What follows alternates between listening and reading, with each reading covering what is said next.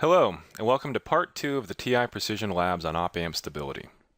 In the first video, we discussed the types of issues that op-amp stability can cause in production systems, as well as how to identify stability issues in the lab. This video will provide a brief review of Bode plots and basic stability theory using phase margin and rate of closure analysis. It is important to thoroughly understand these concepts before proceeding with the video series. Please be sure you've completed the lectures and problem sections for op-amp bandwidth 1 through 3 before proceeding. This slide is from op-amp bandwidth video number 1. It illustrates the equations for a pole and its associated magnitude and phase response on Bode plots. A pole causes a negative 20 dB per decade decrease in the slope of the magnitude response after the pole frequency fp. The pole also causes a negative 90-degree phase shift in the phase response beginning roughly a decade before fp and ending roughly a decade afterwards. At fp, the magnitude response will have decreased by negative 3 dB, and the phase will have shifted by negative 45 degrees. While the pole results in a total phase shift of 90 degrees over about 2.5 decades, the phase shift is equal to negative 5.7 degrees a decade before fp, and negative 84.3 degrees a decade after fp.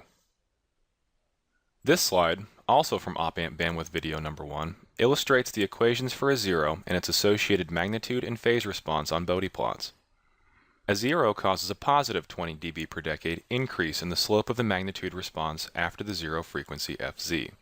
The zero also causes a positive 90-degree phase shift in the phase response beginning roughly a decade before Fz and ending roughly a decade afterwards. At Fz, the magnitude response is increased by plus 3 dB and the phase is shifted by positive 45 degrees.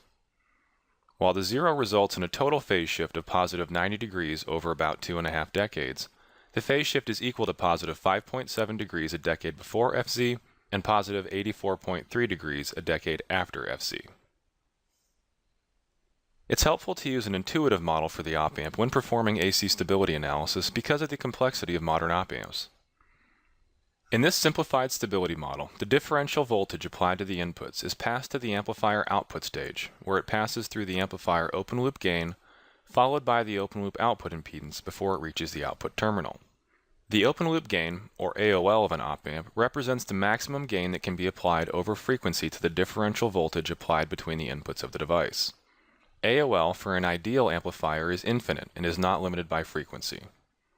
Modern op-amps can have open-loop gains in excess of 1 million volts per volt, or 120 dB, at low frequencies, with unity gain bandwidths from tens of kilohertz up to several gigahertz. The open-loop output impedance, ZO, is a measure of the impedance of the open-loop output stage of the op-amp. ZO should not be confused with the amplifier's closed-loop output impedance, ZOUT, which depends on ZO, AOL, and the circuit configuration. To keep the stability analysis focused on the basic concepts for this video series, the behavior of ZO will be viewed as a resistor over all frequencies of interest. In truth, ZO can vary over frequency for newer rail-to-rail output stages, making stability analysis more difficult. Complex output impedance will be discussed in the advanced section at the end of this video series after a firm understanding of analysis with resistive output impedance has been developed. To control the large open-loop gain of modern amplifiers, negative feedback is required between the output of the amplifier and the inverting input. This is referred to as closing the loop. In this circuit, the loop is closed with RF and R1, which create a voltage divider and therefore an attenuation between the output and the inverting input. The ratio of the resistors determines the amount of the output that is fed back to the input, which is defined as the feedback factor or beta of the circuit. Closing the loop results in a closed-loop gain, ACL, that is equal to AOL divided by 1 plus AOL multiplied by beta. The product of AOL and beta is referred to as loop gain. When loop gain is large, the closed-loop gain formula can be simplified to equal 1 over beta. In this example, 1 over beta equals 1 plus RF divided by R1, which will be recognized as the gain of a non-inverting amplifier circuit. Closed-loop gain through negative feedback is a fundamental concept in amplifier circuit design and should be thoroughly understood. Let's review it again quickly. The amplifier will adjust its output to equalize the two inputs, establishing the virtual short between them. Therefore, an attenuation from the output to the input, set by beta, forces the output to be larger than the input by the inverse of beta. This is how the ratio of the feedback resistors sets the closed-loop gain of the circuit. Let's now move on and define the conditions for stability using mathematical and graphical methods. First, we must define when an amplifier is unstable. Looking back at the op-amp closed-loop gain equation, we remember that ACL equals AOL divided by 1 plus loop gain. Taking a closer look, we can see that if loop gain equals -1, the denominator of the ACL equation equals -1, and therefore ACL becomes undefined. This is the mathematical definition of instability. How can this happen in a real circuit? Well, at some point in frequency, loop gain will equal 0 dB, which is equal to 1 volt per volt. If enough delay is introduced into the feedback path, the phase in the feedback network will shift 180 degrees relative to Vin. A 180 degree phase shift is equivalent to an inversion of the input, or -1. Therefore, when loop gain equals 0 dB and the phase is shifted by 180 degrees, the result is loop gain equals -1. The term phase margin is used to define how close a circuit is to this condition. Phase margin is simply the phase of loop gain at the frequency where loop gain equals 0 dB.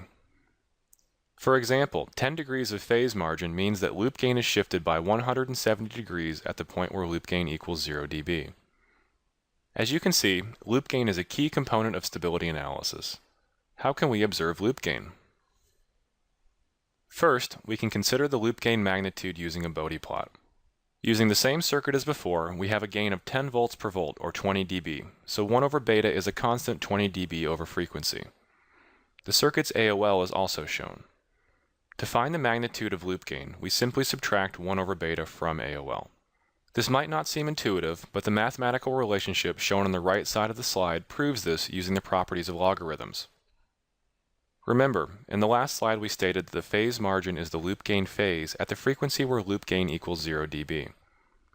This frequency is called FC and defines where the loop is closed. This is also the frequency where AOL and 1 over beta intersect, which makes sense since the difference of two equal values is 0. To measure the phase margin, we need to know the loop gain phase, or phase of AOL times beta, over frequency. Using the same log properties as before, we can simply subtract the phase of 1 over beta from the phase of AOL to get the phase of loop gain. In this example, a capacitor was added to the feedback network of the op-amp circuit. At DC, the capacitor is open, so the closed loop gain is 10 volts per volt like the previous circuit. At some higher frequency, the capacitor causes the impedance of the combination of R1 and C1 to decrease, so the gain of the circuit increases by plus 20 dB per decade. This can be seen from the 0 in the 1 over beta plot. Looking at the phase, the 90 degree increase in the phase of 1 over beta creates a 90 degree decrease in the phase of loop gain, so the phase margin becomes very small and is only equal to 5 degrees. Now that we know how to observe phase margin, let's review what it is actually telling us. Remember that we want to avoid the condition where loop gain equals -1.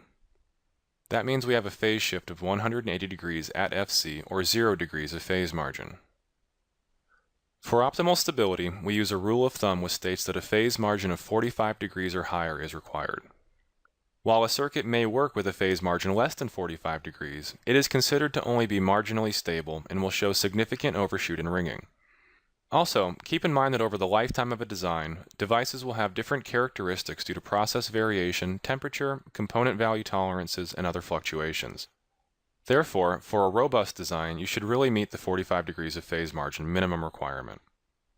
Instead of having to directly measure the phase margin of every circuit to verify stability, another analysis method exists which is simpler and can actually give more information about what causes the stability problem in a circuit.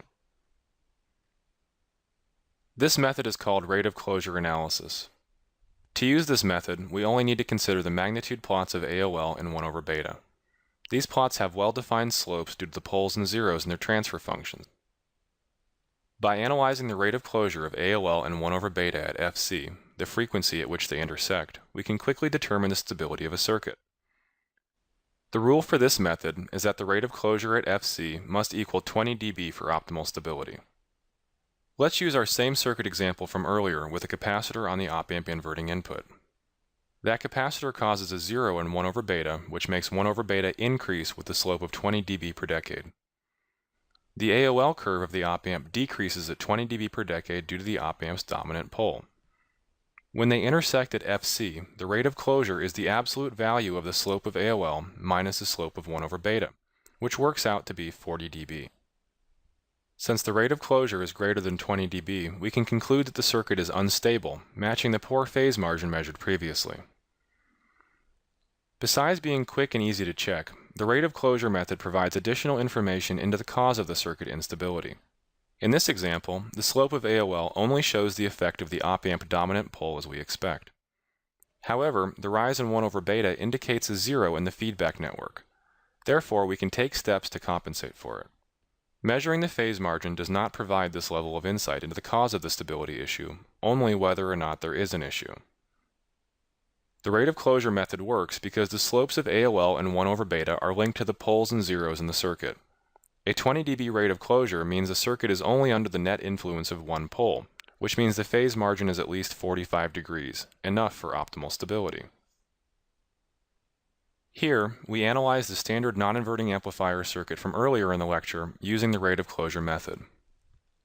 In this case, 1 over beta is flat and doesn't contain the 0 shown in the previous example.